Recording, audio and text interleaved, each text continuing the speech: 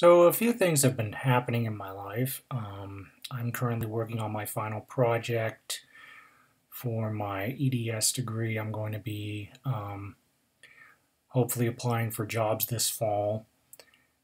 And I've also taken up some additional yoga classes. So that's where I've been and what I've been working on. The main focus of today's video, though, is my thoughts on Apple's September hardware event. Now, I watched this thing live, okay?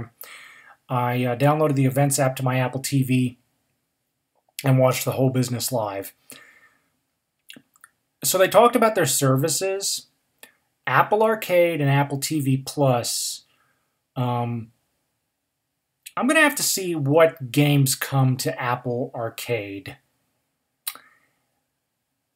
Because at the moment, there's really nothing that entices me per se. I grew up with Mario and other Nintendo franchises, so if there's something similar, plus I don't really have an adequate controller at the moment. You know, I might end up getting one. It depends. We're gonna have to see.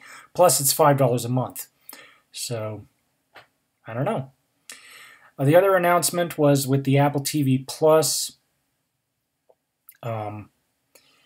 and again, we're going to have to see.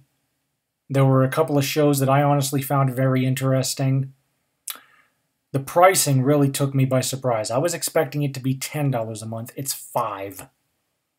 But we'll have to see. We'll have to see how these roll out. What happens? But that was basically all for the services.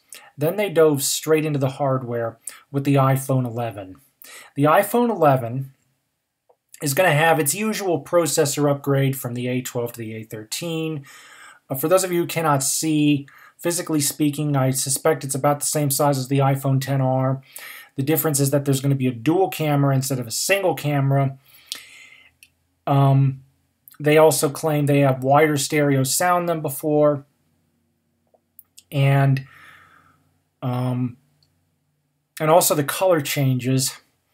They replaced the blue and the coral of the XR with a green and purple, and I'm personally calling teal and lavender, because I don't care who you ask. That green is not green. It is teal. And that purple definitely looks it's definitely lavender. Yellow, white, black, and product red. From the front, if you were to put the iPhone XR and the iPhone 11 next to each other and you had the same sort of style case on them, I don't think you could tell the difference. I honestly don't think you could tell the difference. When these come out, I will definitely head down to my local Best Buy or Apple store and see these in person. I'll put my iPhone XR next to the 11 and see, because I'm almost certain that from the front, with the case on it, I wouldn't be able to tell the difference. I also wouldn't be able to tell the difference if the color they choose to display is white, yellow, product red, or black, because I suspect it's going to be about the same shade of each color as it was on the XR. The secondary camera is a wide-angle camera, and to me, I just don't think it's enough of a reason to upgrade if you have the XR. There's also the iPhone, the A13 chip, as opposed to the A12, and it's a definite increase over last year. It always is. But it's only like a 50% increase. For day-to-day use, I just don't see it. I really don't see it. They managed to get one more hour of battery life out of the thing. But beyond that, not much in it. Improved dust and water resistance. The other thing they introduced was the successor to the iPhone XS and XS Max, which is the iPhone 11 Pro. Okay, the iPhone 11 Pro, it's got three cameras on the back. For those of you who cannot see, if you take a look on the back, you will find a rounded square, and within this square, you will see 3 rounded circles in the shape of a right arrow. Those are your 3 cameras. You've got wide, ultra wide, and telephoto. Okay. the thing that really irks me about this is that they only got an hour out of the 10R's successor, the 11. But the 10S's successor, the 11 Pro, they managed to get 5 or 6 additional hours of battery life. Now, I'm wondering how on earth they managed to do that, especially considering the 11 Pro. I don't know so much about the Max, but the 11 Pro is smaller, and therefore they either repackaged it or they put a smaller battery. I just don't get it. I don't know how on earth they were able to do that, and if they were able to do that with the 11 Pro, why couldn't they do that with the 11? I mean, I don't know. I do not know. They're saying this iPhone's going to help you get work done. That's a first. I have never before heard of an iPhone that was tailored to people that wanted to get their work done. I don't know. One thing that I did like about the 11 Pro were the color options. You got your typical space gray, white, and gold, silver and gold. But you've also got this, they're calling it midnight green. I'm calling it pine green or khaki green. It's a really interesting color, one that I'm very much looking forward to seeing. The other thing that they did was they took the display technology out of the the what do they call it? The Pro XDR display, the one that they introduced with the Mac Pro back in March. Or, I'm sorry, no, not in March, at WWDC. They took the technology out of that display and they put it into the iPhone. So this is definitely, they're not messing about here. And what's really cool is that they managed to get all this tech in there for the same $1,000 price point. And yes, $1,000 is a lot. But I think that by putting the Pro moniker on it and by gearing it towards creative professionals, I think they found their market for this. So the iPhone 11, which is the 10R successor, the iPhone 11 is going to be the mass market iPhone. And then the iPhone 11 Pro, again, the 10S successor is the 11 Pro. This particular one, I think, is going to find itself in the hands of movie makers, creative directors. There's not enough real estate on there, I don't think, to do any artistry kind of work. And the rumors that a lot of people were thinking, oh my gosh, it's going to support the Apple Pencil. Nope. Nada. Zilch. That ain't happening. Same wireless charging. I think it also comes with fast charging in the box. They've come up with a new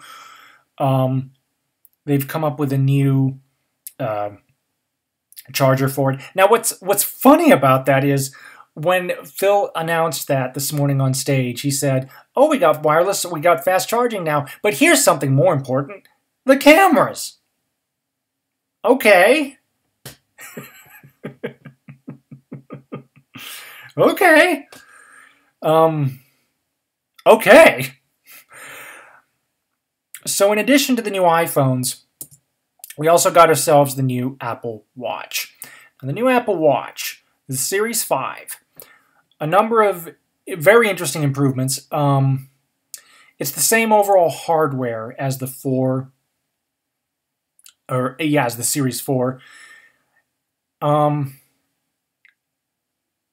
I can't remember what they said about battery life. I don't know if they really managed to eke any extra battery life out of it. They did, however, manage to give it an always-on display. Okay, they managed to give it an always-on display, and they managed to give it international emergency dialing. So if you're out of the country, out of your phone plan, you'll still be able to dial the authorities. That is, in my opinion, a really great feature. But because I've got a Series 4, I really don't see it as a reason to upgrade.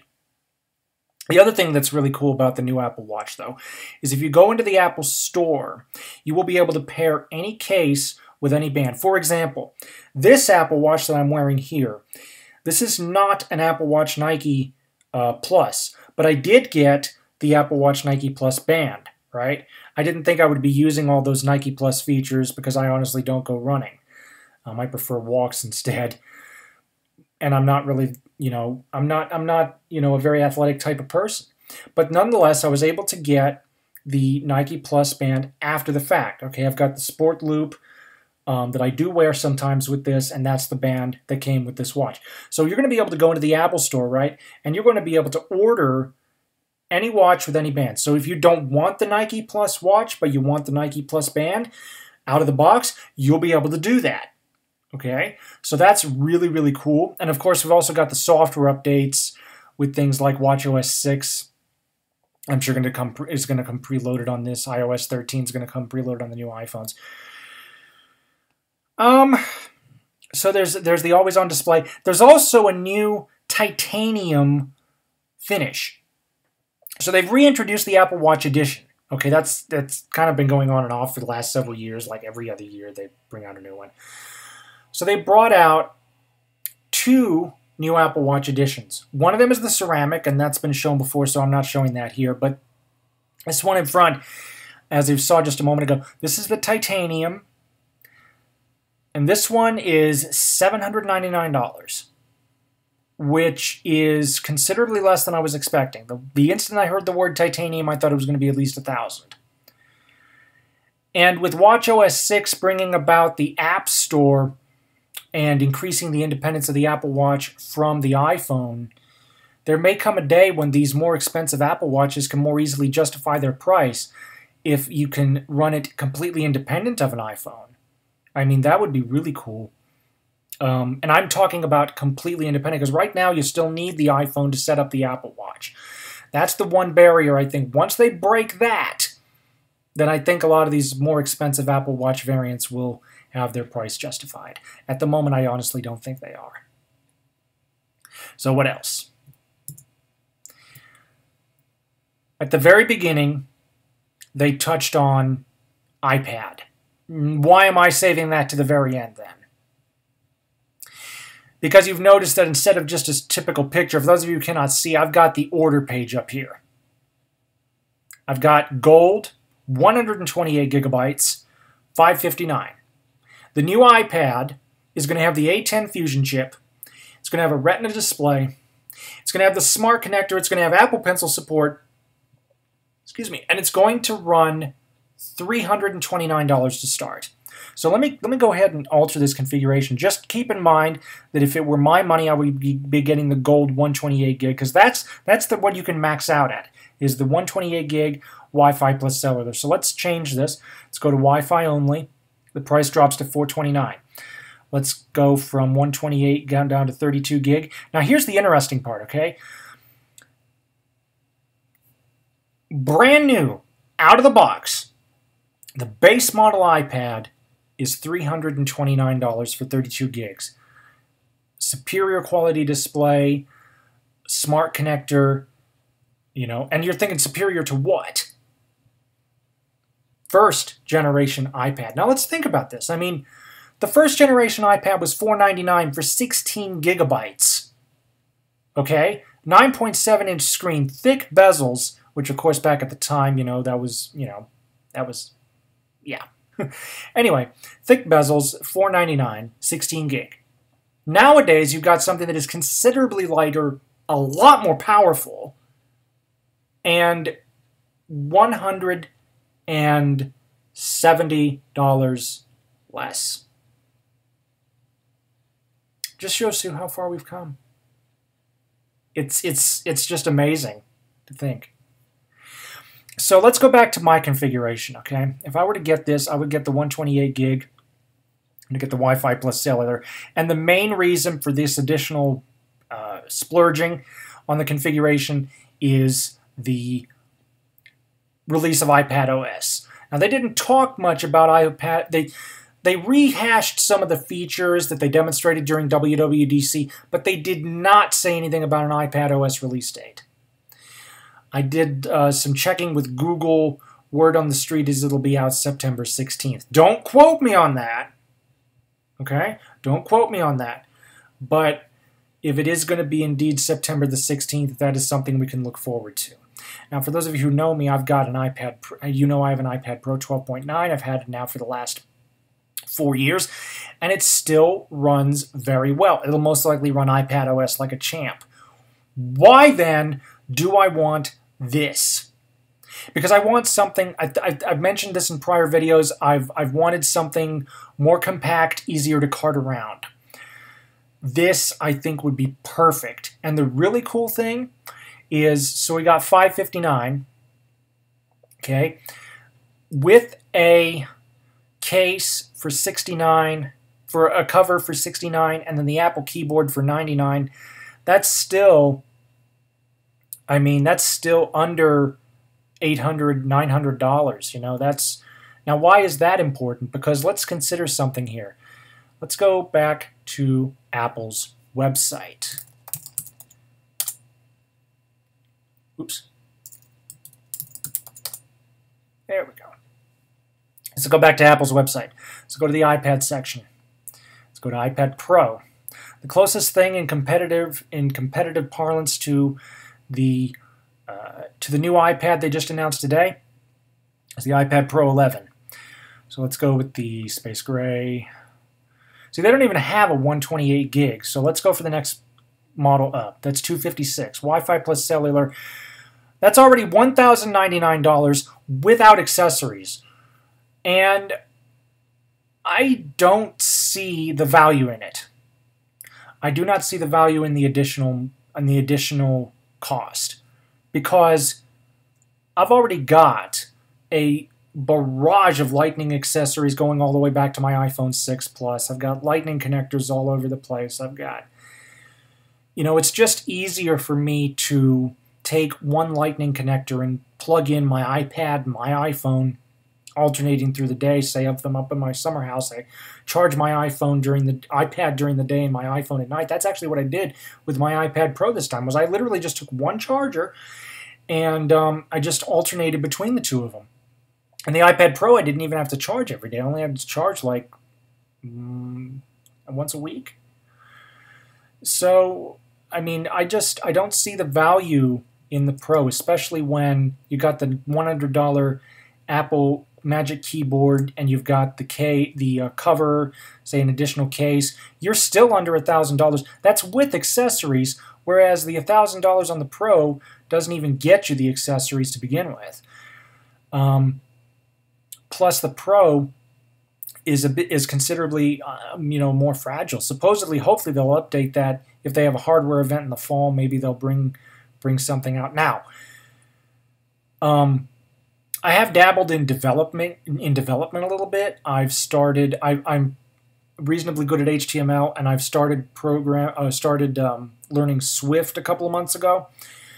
So I've gotten more into development, which means, in my mind, the one way that the iPad Pro can make itself justifiable in terms of price is if they released Xcode to the iPad.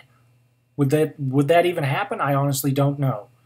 But if they released Xcode to the iPad Pro, then that would make it worth the additional couple hundred. But for the moment, I just don't see it in it. Especially since with the headphone jack, you could hook up stereo speakers. The iPad doesn't have stereo speakers, but you could hook them up through the headphone jack. You know, always reliable connection. You've got corded headphones, stereo headphones for privacy.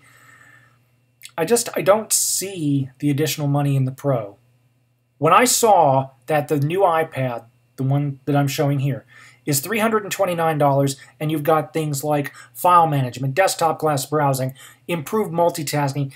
For the average user, this thing is going to sell like hotcakes, I promise you, especially with the smart connector.